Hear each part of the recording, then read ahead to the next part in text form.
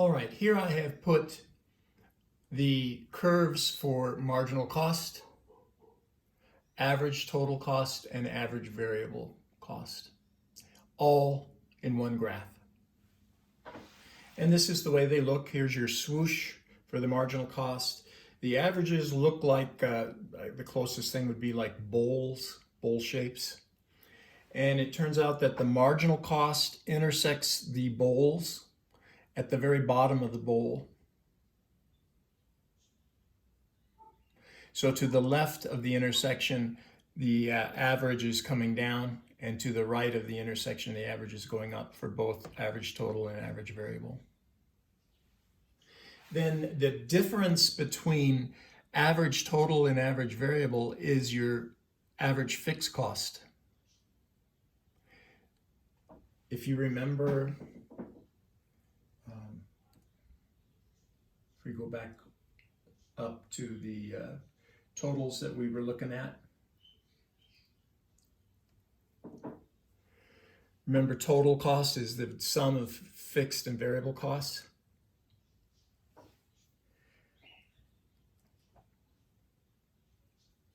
So if you wanted to, you could solve for fixed costs, total fixed costs, by subtracting total variable from each side of this equation. Maybe I'll do that for you here.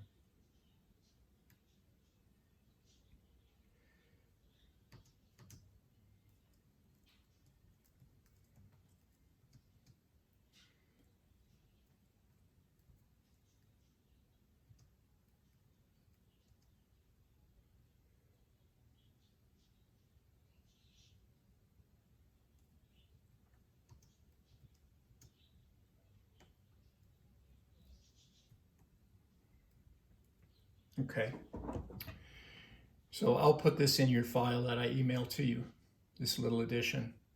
So the total fixed cost is the difference. So what we've done here is we just subtracted total variable cost from both sides. You know, when you have an equation, you have to do the same thing to both sides of the equation or you destroy the equation. So what this does in our graphs, which we were just looking at, is it means that the difference between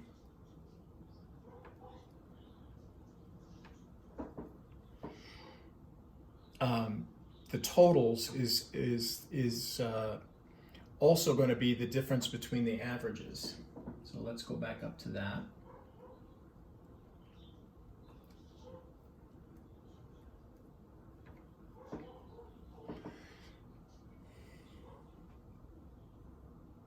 So if I were to take this equation here and divide it by the same thing, you'd still have an equation. So I'm going to divide it by quantity of output.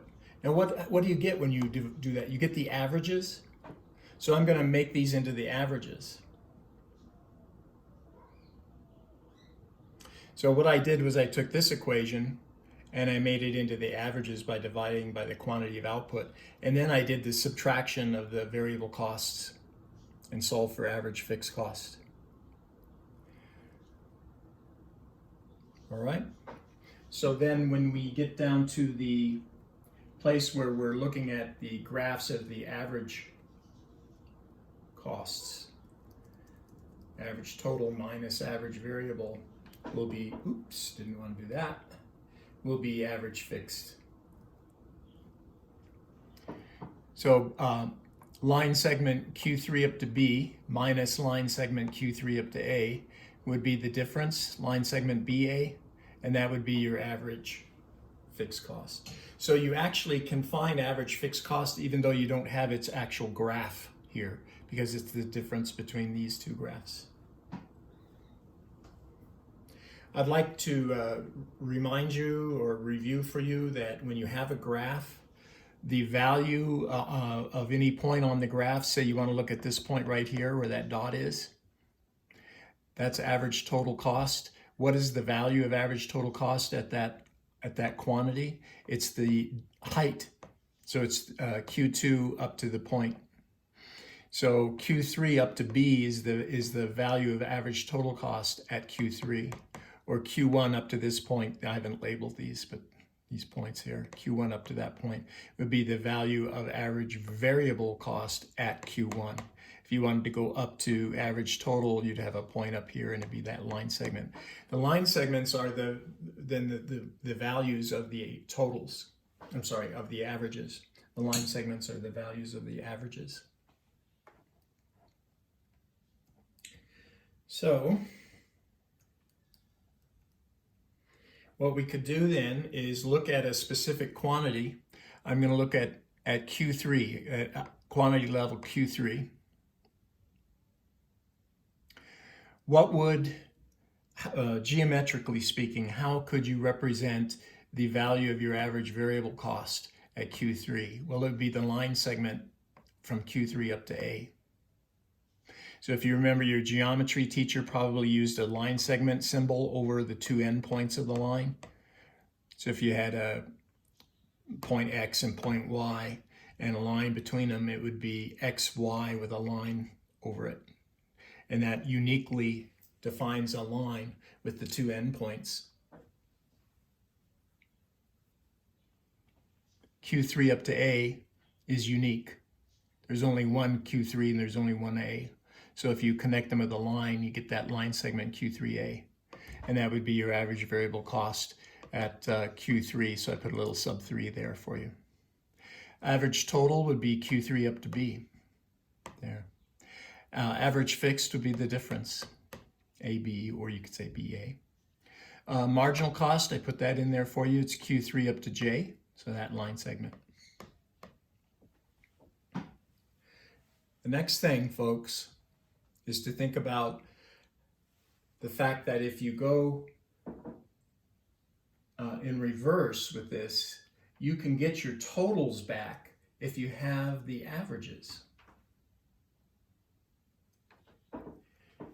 So, for example, here's average variable cost, yes?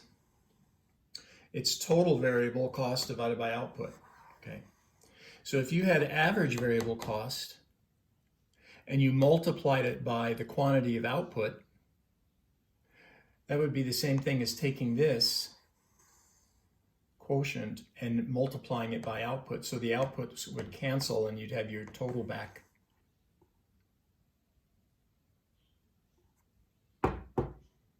Okay? So you can multiply the averages times the quantity of output and get your totals back. So when we do that, it becomes useful. Now we're having to do this stuff because we're not requiring you to have calculus. So we're doing all of this geometrically. And so it becomes a little bit cumbersome at first, but it's actually very simple once you get the hang of it.